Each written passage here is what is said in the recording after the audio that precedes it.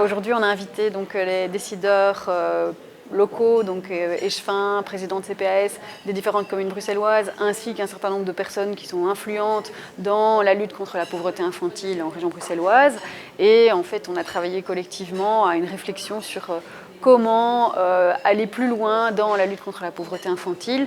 Notre ambition, c'est de changer le paradigme de la petite enfance en disant que vraiment il faut transformer les crèches pour que ce soit vraiment des lieux qui vont chercher le public qui ne vient pas de lui-même, donc le public défavorisé, et où il y a moyen vraiment, par des petits pas, mais aussi par une mobilisation collective, de faire beaucoup plus pour casser le cercle vicieux de la reproduction intergénérationnelle de la pauvreté.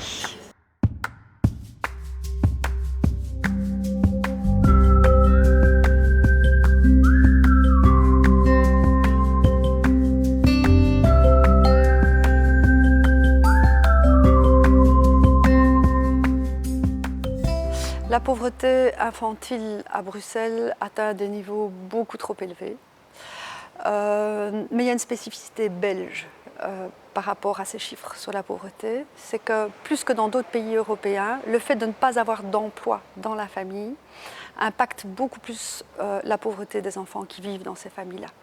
Donc, lorsqu'on développe des politiques de l'emploi, il est vraiment important de combiner aussi ces politiques d'accès à l'emploi pour des personnes peu qualifiées avec la possibilité d'accéder à des milieux d'accueil et des milieux d'accueil de qualité. Plus tôt on va travailler avec les petits-enfants pour leur donner un maximum de chances de se développer dès le plus jeune âge, tant sur le plan cognitif qu'émotionnel que social, plus on va leur donner des chances de vraiment rentrer dans la vie, de prendre un bon départ dans la vie et de bien réussir à l'école, d'avoir confiance en eux et de disposer de beaucoup plus d'atouts. Et donc il est vraiment important de créer des places au sein des milieux d'accueil à Bruxelles, qu'il s'agisse de crèches à temps plein, de haltes garderies, de centres de rencontres parents-enfants, pour les enfants de milieux défavorisés.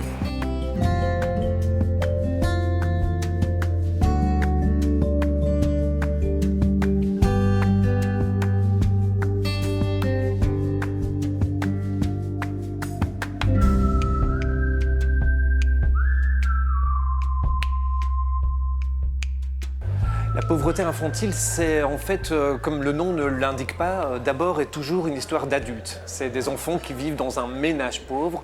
Lorsqu'on travaille sur la pauvreté infantile, on travaille sur la question de la pauvreté de la famille dans laquelle l'enfant est inscrit. Alors, dans un contexte de boom démographique, on sait que depuis quelques années à Bruxelles, il y a 200 000 Bruxellois en plus qu'il y a une dizaine d'années.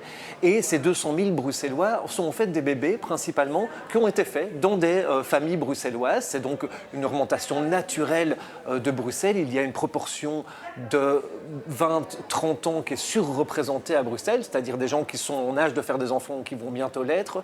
Et c'est ça qui a fait grossir la commune.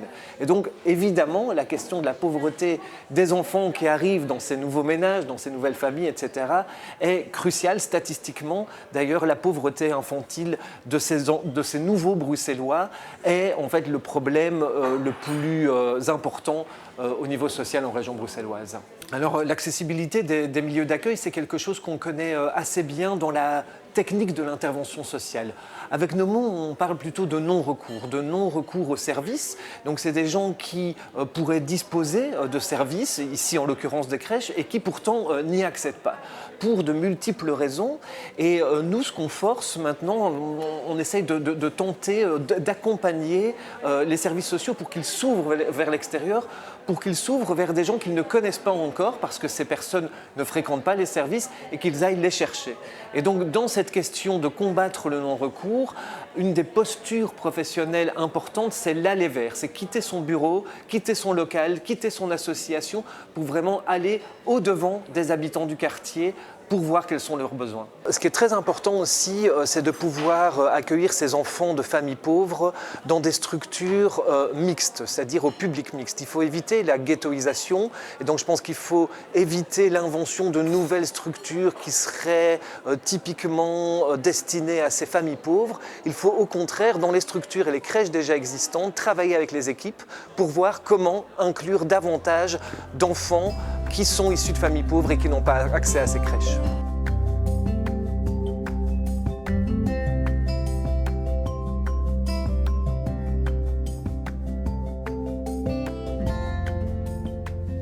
Aujourd'hui, je suis venu présenter la réforme de l'accueil de la petite enfance, qui est une vérité juridique. Il y a un décret, de nouveaux arrêtés, et l'exécution devrait commencer en septembre. Je crois que la toute première chose que j'aimerais bien mettre en avant, c'est l'idée que l'accueil ne doit pas servir qu'à accueillir des enfants dont les parents travaillent ou qui cherchent un emploi.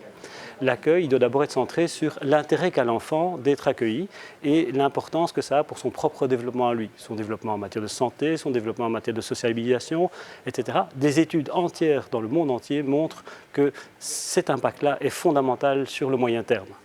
Maintenant, la réforme va apporter, en principe, à partir de septembre, un certain nombre de changements dans le secteur qui visent à favoriser l'accessibilité sociale, particulièrement des plus démunis. Et donc ce qui est important maintenant, en termes d'accessibilité, c'est de d'abord renforcer les conditions matérielles de cette accessibilité. C'est-à-dire qu'il faut que les équipes soient suffisamment garnies, aient les qualifications, soient suffisamment encadrées. Or, aujourd'hui, les règles sont un peu insuffisantes. Je prends un exemple très simple. Le nombre de puéricultrices par enfant est insuffisant. Le fait de renforcer le subventionnement du personnel va permettre des réunions d'équipe plus aisées, va permettre d'avoir un accueil plus serein et d'avoir donc plus d'orientation et plus de disponibilité pour les parents et pour les enfants qui rentreraient peut-être plus rapidement qu'avant, qui rentreraient sans être là 5 jours sur 5 et donc d'avoir une véritable prise en compte de la situation de l'enfant à titre individuel. Autre élément important, il faut évidemment supprimer les freins de type institutionnel et les freins de type sociaux à la prise en compte d'enfants qui sont en situation de précarité. Il faut que la crèche, parce que ces enfants-là, les parents payent moins, ne soient pas pénalisés sur ces subsides. Il faut que l'équipe soit convaincue de l'importance, du sens que ça a, ce qui implique d'avoir un travail, d'avoir une réflexion qui soit faite en équipe et qui allie le parent, l'équipe et le pouvoir organisateur, en se rendant compte qu'on investit dans l'enfant, qu'on investit du temps, et le temps c'est aussi de l'argent, et donc il faut que les contraintes institutionnelles, ce que la réforme apporte, permettent d'éviter des blocages à ce niveau-là. Alors s'agissant du projet BMA qui s'est fait avant la réforme mais qui a servi aussi d'inspiration pour une partie, il a toute sa place aussi demain dans la mesure où le travail fait avec les équipes, j'ai dit l'importance de convaincre du travail humain devra continuer, devra se poursuivre et se développer.